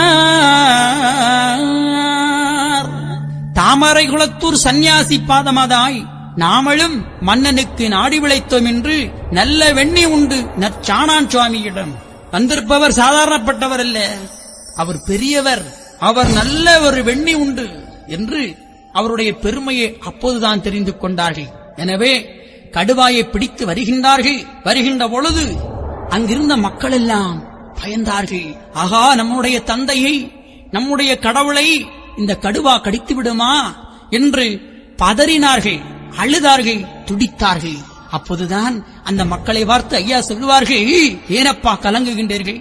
கேட்டு நாராயணரும் கீழ் சுண்டு கொள்மகிழ்ந்து நாட்டுக்கு அறிவிதிநாதன் நாராயணன்.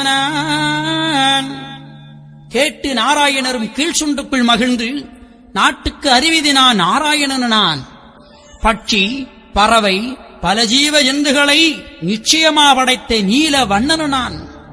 எனவே ஐயா சொல்வார்களே, மண்ணேழு மலர்ந்த மாயப்பெருமாளு நான், விண்ணேழு மலர்ந்த விஷ்ணு திருவுளமு நான். ஓரடியா அளந்தமாயன் இந்த உலகத்தை ஆள நான் வருவோம். வானம் தலையாச்சி பூமிதான் காலாச்சே என்று ஐயா சொல்வார்கள். அவ்வாறே ஏ மக்களே, நீங்கள் கவலைப்படாதீர்கள். கீதையில் அர்ஜுனனுக்கு பகவான் கண்ணபிரான் உபதேசிக்கின்றார். எப்படி? நான் தேவர்களில் இந்திரனாக இருக்கின்றேன், கிரகங்களில் நான் சூரியனாயிருக்கின்றேன், நான் எல்லா உயிரினங்களுக்கும் ஆத்மாவாயிருக்கின்றேன், உயிரினங்களில் ஆரம்பமும் நானே, உயிரினங்களில் ஆரம்பமும் நானே, உயிரினங்களில் வாழ்க்கையும் நானே, உயிரினங்களில் முடிவு நானாக இருக்கின்றேன். வாயு தேவர்களில் தேஜஸாகவும் சந்திரனாகவும் இருக்கின்றேன். பொறி புலன்களில் நான் மனதாகவும் இருக்கின்றேன். மலைகளுக்கெல்லாம் நான் இமயமலையாகவும் இருக்கின்றேன். நான் ருத்திரங்களில் பரமசிவனாகவும் இருக்கின்றேன். எசர் அரக்கர் போன்றவர்களில் நான் குபேரனாகவும் இருக்கின்றேன். 8 வசுக்களில் நான் அக்னியாக இருக்கின்றேன். நான் எல்லா உயிரினங்களில் உணர்வாக இருக்கின்றேன். ஞான சக்தியாக இருக்கின்றேன். புரோகிதர்களில் சிறந்தவரான பிரகஸ்பதியும் நானாகவே இருக்கின்றேன் என்று சொல்வார்கள். கீதையிலே கண்ணன் சொல்வார்கள். எனவே எல்லாம் நானாக இருக்கின்றேன். எனவே மக்களை நீங்கள் பதறாதே இந்தனோட பாதகரே என்று சொல்லி இதராதே மாயவனார் இருந்தனர் காணம்மானே. எனவே எம்பெருமானப்படி இருக்க கடுவாயை கொண்டு வந்து அங்கே கொண்டு விட்டிருக்கின்றார்கள். மன்னனிடத்திலே சொல்லுகின்றார்கள். மன்னனோ கடுவாயை 3 நாள் பட்டினி போட்டு வைக்கும்படி உத்தரவிடுகின்றான். அது ஒன்று 3 நாட்கள் கடுவாய்க்கு இறை ஒன்றும் போடாமல் பட்டினி போட்டிருக்கின்றார்கள். பட்டினி போட்ட கடுவா அப்போதுதான் வேகமாக இருக்கும், நம்முடைய ஐயாவை பிடித்து கடிக்கும் என்று நினைத்தார்கள். அதுபோன்று கடுவாயை 3 நாட்கள் பட்டினி போட்டிருக்கின்றார்கள். எனவே ஐயா ஒரு கூட்டுக்குள்ளாகவும் கடுவா ஒரு கூட்டுக்குள்ளாகவும் இருக்கின்றது. ஐயாவை பிடித்து மீண்டும் அந்த கடுவா கூண்டுகளை அடைத்து அந்த கடுவாயை திறந்து விடுகின்றார்கள். ஆனால் அந்த கடுவாயோ சீறி பாய்ந்தது. ஆனால் ஐயாவை கடித்ததா? கடிக்கவில்லை. நீரிலத்தில் இந்த மனிதர்கள் என்னை அறியவில்லை என்றாலும் மின்னிலத்தில் நான் படைத்த இந்த மிருகம் என்னை அறியாதா? மிருகம் கண்டுகொண்டது இவர் கடவுள்தான் என்று. எனவே ஐயாவுடைய திருவாதத்தை மண்டியிட்டு முத்தமிட்டது. எனவே அதறி முழங்கியது. ஆனா நீச பாவிகள் எல்லாம் ஓலையை போட்டார்கள், வெடியை கொளுத்தினார்கள், கம்பெடுத்து குத்தினார்கள், அதுக்கு கோபம் வரும்படி. ஆனா அதுக்கு ஒன்றுமே செய்யவில்லை. ஐயாவுடைய திருவாதத்தை மண்டியிட்டு கிடந்தன. இனி இந்த கடுவாயை இப்படி விட்டால் அவரை கடிக்காது என்று ஒருவன் எழுந்திருந்து ஈட்டியை எடுத்துக்கொண்டு மறுமுனையால் அந்த கடுவாயை குத்துகின்றான். அந்த கடுவாயோ அந்த ஈட்டியை கவியது. கடுவாய் இங்கிழுக்க, அவன் அங்கிழுக்க, இவன் அங்கிழுக்க, கடுவாய் இங்கிழுக்க.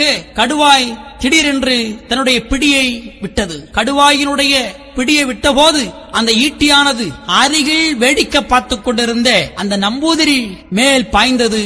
அந்த ஈட்டியானது பாய்ந்த போது அந்த அந்தணன் அந்த இடத்திலே இறந்து விடுகின்றார். பாருங்கள், ஒருவரை கொல்லப் போகின்றார்கள். இந்த செய்தி எல்லாருக்கும் தெரிகின்றது. சொல்வார்கள், அர்த்து வெளியிடாதே, பாவத்தை காணாதே, பராக்கிரமம் காட்டாதே. பாவத்தை கண்ணால் கூட வேதத்தை படித்த ஒருவனும் பார்க்க கூடாது என்று சொல்லியிருக்கின்றார். ஆனால் ஐயாவை கொல்லப் போகின்றார்கள் என்று செய்தி எல்லோருக்கும் தெரிகின்றது. அந்தணன் என்றால் அரவோன் என்று அவை சொல்வார். அந்தணன் என்றால் வேதத்தை படித்தவன், அவன் தர்மத்தை நன்றாக தெரிந்தவன். அவன் உயிர் அங்க ஒருவனை கொல்லப் போகின்றார்கள் என்று செய்தியை கேட்ட போது எப்படி கொல்ல போறான், இவன் எப்படி சாக போறான் என்று பார்க்கலாம் ஐயா, இது பாவம்தானே. எனவே இந்த பிராமணர் படித்தும் தவறு செய்தார். அந்த பண்டாரத்தை எப்படி இந்த கடுவா கடிக்கும், அவர் எப்படி சாவார் என்பதை தெரிந்து கொள்ள அங்கே வந்தார். ஆனால் முடிவில் அவர் இறந்து கிடந்தார். இதுதான் உண்மை. வேதத்தை படித்த எவருமே தவறு செய்யக்கூடாது. அதன் வேதத்தின் வழி நடக்க வேண்டும். அதுதான் உயர்வு. கடவுளை உணர வேண்டுமா, அதன்படி வாழ்ந்து காட்டுங்கள் ஐயா. ஐயாவுடைய பிள்ளைகளே, நமக்கு நாமே திட்டம். தன்னை உணருங்கள், தலைவனை அறியலாம். வேதத்தை படித்த எவருமே தவறுகள் செய்யாதீர்கள். தன்னம்பிக்கையோடு வாழுங்கள். எல்லாம் சமம், எல்லாம் ஒன்று என்று நினைத்து பாருங்கள். அன்பர்களே, அந்தணன் என்றால் அரவன். வேதத்தை படித்த நீ அந்த தவறை நீ பார்க்க கூடாதல்லவா? அந்த ஈட்டியானது அவரை குத்தியது. அவரும் மண்ணிலே இறந்து கிடந்தார். அப்போதுதான் மன்னனும் அப்படியே அயர்ந்து போனான். ஆகா, 1000 பசுவை அடித்து மிக கொன்றாலும் கூட தோஷம் இதல்ல ஒரு வேதியனை கொன்றது. 1000 பசுவை கொன்றா கூட பாவம் கிடையாது. ஒரு பிராமணனை, ஒரு வேதியனை கொன்றது பெரிய பாவமே. பாவத்தை ஏற்றுவிட்டோமே என்று அயர்ந்து அப்படியே அரண்மனையிலே போய் அமர்கின்றார். அமர்ந்த போது இனி அங்கு என்ன நடக்கிறது என்பதை ஐயா சொல்லுகின்றார். அந்த மக்கள் எல்லாம் நினைக்கின்றார்கள், வேட்டை பலித்ததில்லை, வெற்றிதான் இப்பேயனுக்கு. பார்க்க வந்த ஜனங்கள் பல திசைக்கும் விவசனம் எட்டியது. எல்லா மக்களும் ஆகா, தாமரகுளத்தூர் சன்னியாசிக்கு வெற்றி கண்டு விட்டார். அந்த செய்தி தெரிய வந்தது. எனவே எம்பெருமானும் அங்கே இருக்கின்றார்கள் என்று மனமகிழ்ந்து எம்பெருமான் நாராயணரும் அன்று விசனம் அறிவித்தார். அன்போர்கள் கேட்டு நாராயணரும் கீழ் சுண்டு குள்மகிழ்ந்து ஆட்டுவோம் ஆட்டுவோங்கான் அல்லாமல் வேறுள்ளதோ. பாருங்கள் இந்த வார்த்தையை, ஆட்டுவோம் ஆட்டுவோங்கான் அல்லாமல் வேறுள்ளதோ. உன்னை ஆட்டுவது நான் தானே, நீசன் இத்தனை செய்கிறான், செய்ய வைக்கிறது அவன்தான். அதை தெரிந்து கொள்ள வேண்டும். அம்மை சரஸ்வதியை ஒரு திருவாசகத்தை எழுவதற்காக அந்த அம்மை அழைக்கின்றார்கள். அந்த அம்மா வந்து உடனே சொல்லுவா, ஆட்டுவானும் நீ அல்லவோ, ஆடுவானும் நீ அல்லவோ, ஓட்டுவானும் நீ அல்லவோ, ஓடுவானும் நீ அல்லவோ. ஆட்டுவானு நீ அல்லவோ, ஆடுவானு நீ அல்லவோ, ஓட்டுவானு நீ அல்லவோ, ஓட வைப்பானு நீ அல்லவோ. அனைத்தையும் செய்வது கடவுள்தான். தனக்குள்ளிருந்து ஒரு காரியத்தை செய்து கொடுப்பவனும் அந்த கடவுள்தான். ஐயா தான் இத்தனையும் செய்கின்றார்கள். ஆட்டுவோம் ஆட்டுவோங்கான் அல்லாமல் வேறுள்ளதோ, நான் தான் அனைத்தையும் செய்து கொண்டிருக்கின்றேன் என்ற உண்மையை ஐயா மனதுக்குள்ளே நினைக்கின்றார்கள். அப்போது அங்கே மன்னன் அரண்மனையிலே சூர்ந்து உட்கார்ந்து கொண்டிருக்கின்றான். அன்று ஆயர்வாடியிலே எம்பெருமானுக்கு அமுது கொடுத்த ஒருவர் விதுரன் என்று சொல்வார்கள். அவரும் அங்கே அரண்மனையிலே பணிபுரியக்கூடியவர். உடனடியாக மன்னனிடத்திலே போய் ஐயாவை பற்றிய செய்திகளை சொல்லுகின்றார். சாணானின் நல்ல தன்மை மிகு மானவுள்ளோன், கோனா மனதுடையோன், குணமுடைய நல்லவன்கான், நேர்மை ஒழுங்குள்ளோன், நேர் சொல் ஒருவர்கான், ஓருமை உடையோன், உபகாரக்காரனவன், அதனால இவரை விட்டுவிடுங்கள் அரசே என்று உத்தரவிடுகின்ற பொழுது அரசனும் மகிழ்ந்து ஆகட்டும் எனவே நினைத்துக் கொண்டு, இப்போது இவன் இனத்தில் எத்தனை பேர்கள் ஆனாலும் ஒப்போடு உறவா ஒத்திருந்து வாழ்வதெல்லாம் சர்ப்பம் போல் ஒத்த சகல சாதி தனக்கும் உத்தரவு என்று உபாயம் சொல்லாமல், மற்றும் ஒரு சாதிகளை வாவென்று உரையாமல், தன்னொரு சாதி தன்னோடு இருப்பதல்லால் பின்னொரு சாதி பிதன வைத்து பாராமல் இனத்துடன் சேர்ந்து இருப்பேனான் என்று சொல்லி ஒரு கைசீட்டை எழுதி கையெழுத்து வாங்கி அவனை அவனுடைய ஊருக்கு போகச் சொல் என்று சொல்லுகின்றான். ஐயாவோடு கொண்டு அந்த ஓலையை கொண்டு கொடுக்கின்றார்கள். ஐயா அதை படித்து பார்க்கின்றார். ஐயா சொல்வார்கள், நம்மாலே சொல்லி நகட்டப்படாதனவே சும்மா அவன் வாயால் தான் உரைத்தை சுமந்தான். இதை நான் சொல்லக்கூடாது, சொல்லணும்னு நினைச்சேன், ஆனா சொல்ல முடியாது. ஆனா அவனே சொல்லி அவன் சுமந்தான். அவன் என்ன சொன்னா, சர்ப்பம் போல் ஒத்த சகல சாதினருக்கும், சர்ப்பம் என்றால் விஷம், அசுரர்களுக்கு உன்னுடைய அருள் தேவையில்லை என்று வாதிட்டான். ஐயாவும் அதற்குத்தான் வந்தார். நல்லவர்களை தேர்ந்தெடுக்க, சான்றோர்களை காப்பதற்காக, சான்றோர் தமக்காய் இந்த உலகத்தில் வந்தார். எல்லா மனிதரும் சான்றோர்களாக வாழணும். தியாக மனப்பான்மை, அறிவு உள்ளவன், அறிவும் நினைவும் ஒன்றாக இவன் இருக்கின்றானோ அவனை ஏற்றுக்கொள்ள வந்தார். நல்லவர்களை தேர்ந்தெடுக்க வந்த நம்முடைய ஐயா நினைத்தார், இதுதான் வேணும், இதுதான் கலியுகத்தில் ஐயா வந்தது, தேர்ந்தெடுக்கத்தான். நடுதீர்ப்பு கேட்பதற்கு நாள் எடுத்து வருகிறதப்பா. நடுதீர்ப்பு கேட்டவுடன் நாடாள நான் வருவேன். நான் தீர்ப்பு கேட்கும் வேலையிலே உத்தரவு சொல்ல திறமையாயிருங்க என்று சொல்வார்கள். சர்ப்பம் போல் ஒத்த சகல சாதன தனக்கும் உத்தரவு சொல்லக்கூடாது என்று சொன்னான். ஐயா அதை சம்மதித்தார்கள். கைச்சிட்டை வாங்கி கை கொண்டு தான்கிரி வச்சுக்கோ என்று மண்ணில் மிக போட்டார். கீறிவிட்ட ஓலைதனை எடுத்து மாறி கொடுத்து வைத்துக் கொண்டான். சரி, உன்னுடைய இடத்துக்கு நீ போகலாம் என்று சொன்னான். ஐயா உடனடியாக வந்தாரா? வரவில்லை. நீ சொன்ன தேதியில் நான் வரமாட்டேன், என்னுடைய தந்தை எனக்கு சொன்ன தேதியில் தான் நான் வருவேன் என்று சொன்னார். எனவே பெற்று வந்த உபதேசத்தின்படி நான் வருவேன் போவேன் என்று சொல்லி 3.25 மாதம் சென்ற பின்பு ஐயா, கிழக்கு நாம் போவோம், கிரணமாய் நீங்கள் எல்லாம் விளக்கு ஒளி போல வீரத்தனமாயிருங்கோ. அப்போது அங்கிருந்த அன்பான மக்கள் எல்லாம் ஐயாவை கட்டில் செய்து இயல் வாகனம் போல தூக்கி சுமந்து கொண்டு வருகின்றார்கள். அதிலும் ஒரு சில நீச குலங்கள் அந்த சான்றோர் மக்களை பார்த்து, உழைக்க மதியற்ற இந்த சாணார்கள் இந்த சாணான் என்ற சுவாமியை தூக்கி சுமந்து போகின்றார்கள் என்று கேலி கிண்டல் செய்தார்கள். அப்போது அதுல ஒரு சில அன்பர்கள், அவன் சுவாமி அவன் சுமக்கான், உனக்கு என்னப்பா நஷ்டம் வந்து போச்சுது என்று சொல்ல, ஐயாவும் அதை ஏற்றுக்கொண்டு அப்படியே வந்து கொண்டிருக்கின்றார்கள். அப்படி வருகின்ற பொழுது பல அதிசயங்களை எல்லாம் காட்டிவிட்டு ஐயா மீண்டும் சுவாமி தோப்பு தலத்திலே வந்திருந்து பல இகனை அங்க நடத்துகின்றார்கள். தொட்டினில் இருந்த சுவாமி விளியுமிட்டு மட்டில் இருந்த வளர்தாமரை பதியிலே வந்து வதிகண்டு வட்டமிட்டு தானாடி விந்து வழிக்கு மேல்கதிகள் ஆகுதென்று இன்று மேல் எனக்கு யாக வியாழம் வருது என்று சொல்லி எம்பெருமான் அந்த சுவாமி தோப்பு தலத்திலே அற்புதமாக அமருகின்றார்கள். அவர் விட்டு சென்ற அந்த தவத்தை ஐயா மேற்கொள்ளுகின்றார்கள். ஓதி உணவு அருந்த தெரியாத சில அன்பர்களை எல்லாம் வரவழைத்து, நீங்கள் இனி தவம் செய்ய வேண்டும், தவம் செய்து கடவுளை நீங்கள் அடைய வேண்டும், ஓதி உணவருந்த வேண்டும், 3 தரம் பதமிட வேண்டும் என்று அவர்களை வரவழைக்கின்றார்கள். அங்காங்க இருந்த மக்கள் எல்லாம் வருகின்றார்கள். அவர்களை துவையல் தவசு என்ற ஒரு அற்புதமான தவத்தை அந்த மக்களுக்கு ஏற்படுத்திக் கொடுக்கின்றார்கள். அவ்வாறே மக்களும் அந்த தவத்துக்கு போகின்றார்கள். ஐயா சொல்லுவார்கள், எப்படியும் கும்பிடுவான் அவனை புலிக்கிடங்கள் தள்ளிடுவேன், பிழைப்பதற்கு வழிபார்த்து மக்கா பிளத்த தவம் செய்திடுங்கோ, கும்பிட்டு தவம் செய்தவருக்கு கோட்டை தலம் காட்டிக் கொடுக்க வருகிறார் என்று ஐயா சொல்வார்கள். அதுபோன்று ஐயா அந்த மக்களை தவத்துக்கு அனுப்புகின்றார்கள். அவர்களும் தவத்தை அற்புதமாக செய்து வருகின்றார்கள். ஐயாவும் தவத்தை அற்புதமாக செய்து இந்த கலியை முடிக்கின்றார் என்ற வரலாற்றினை இந்த இசையின் மூலமாக நிறைவு செய்து கொள்ளுகின்றோம். அன்பர்களே, ஐயா தவத்தை மேற்கொண்டு எல்லோரும் வாழ வாழ ஐயா அன்பாக தவம் இருக்கின்றார்கள்.